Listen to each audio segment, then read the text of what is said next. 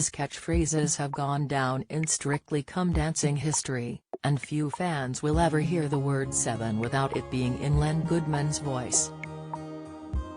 Here in this final part of our exclusive extracts from his autobiography, Better Late Than Never, From Barrow Boy to Ballroom, he looks back on his days on the show that changed everything. 60 years old and I get discovered, well, I get a job on the television. The first ever Strictly Come Dancing was scheduled for May 15, 2004.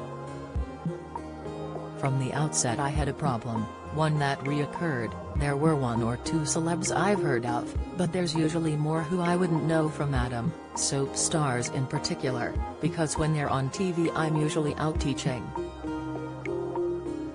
The 8 celebrities on that first series were a mixed bag and need to be praised as they were the guinea pigs. David Dickinson I heard of, Leslie Garrett I knew, likewise Martin Offiah, because I'm keen on sport, and I watch the news so I'd heard of Natasha Kaplinsky, the thinking man's crumpet. But Jason Wood, never heard of him, Claire Sweeney I don't think I knew, Verona Joseph, no, and Christopher Parker from EastEnders I definitely didn't know. The most frustrating thing about the first series was the bloody clothes they dressed me in. Serves me right for turning up as the eccentric Englishman in my tweeds for my first interview. They asked me to try the suits they wanted me to wear. Because I was green I agreed, but I remember some of the things they put me in, strange color combinations and styles. I looked like a bloody idiot. They made Bruno, Craig and I look too alike, by color-coding us. It wasn't my scene at all. Being the new boy I agreed, but once I got my foot under the judges' table I said, enough, I want my own clothes. Not only did I feel like the new boy, I also felt like the odd one out amongst the motley crew, as I began to call us 4 judges. I'd vaguely heard of Arlene Phillips from Hot Gossip, but I hadn't heard of Craig Revel Horwood or Bruno Tonioli. I found out that they all knew each other. Bruno had appeared in a video for Elton John's I'm Still Standing, shot in the south of France, which Arlene had choreographed. Bruno was wearing Speedos and sunglasses and not much else. Craig has done many directing and choreography jobs in London's West End.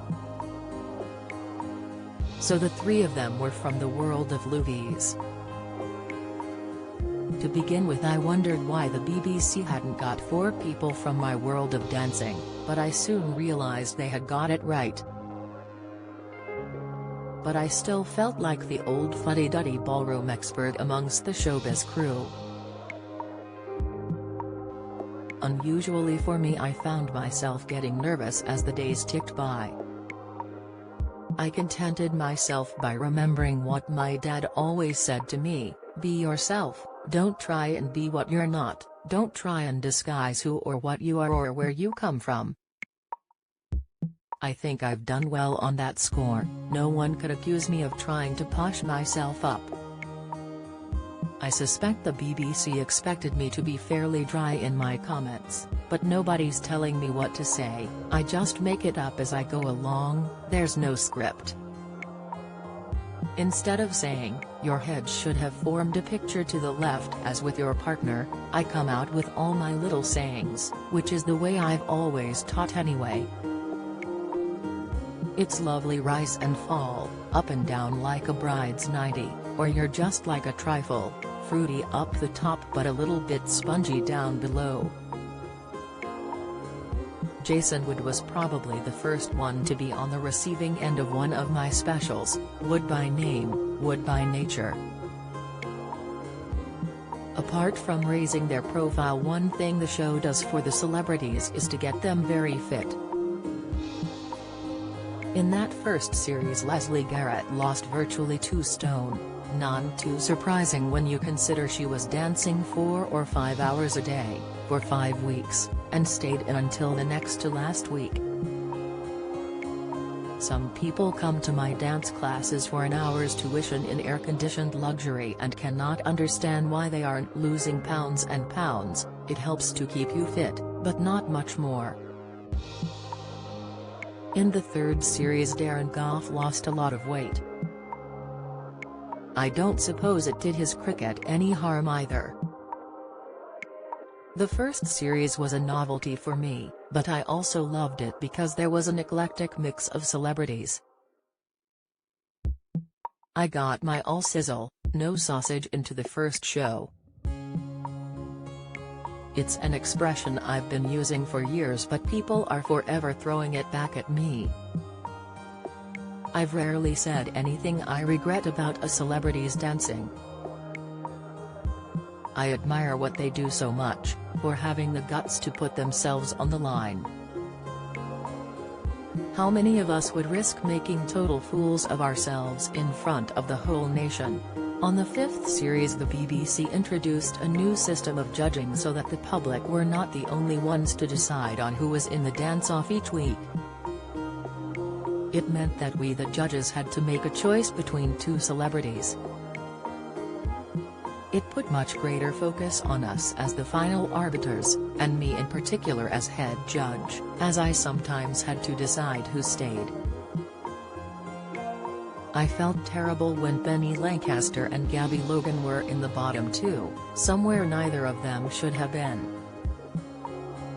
Kenny Logan, yes, almost any week, but not his missus. I say to people, judging is like eating Brussels sprouts. I like Brussels sprouts, maybe you don't. You're not wrong, it's your taste. You've all heard the expression, I could have danced for joy. When I watch the celebrities and the professionals on the show, I see their joy. Like you, I get great joy from watching them. But I get just as much joy from watching kids and adults at my little dance school. If I could have my life over again, what would I change?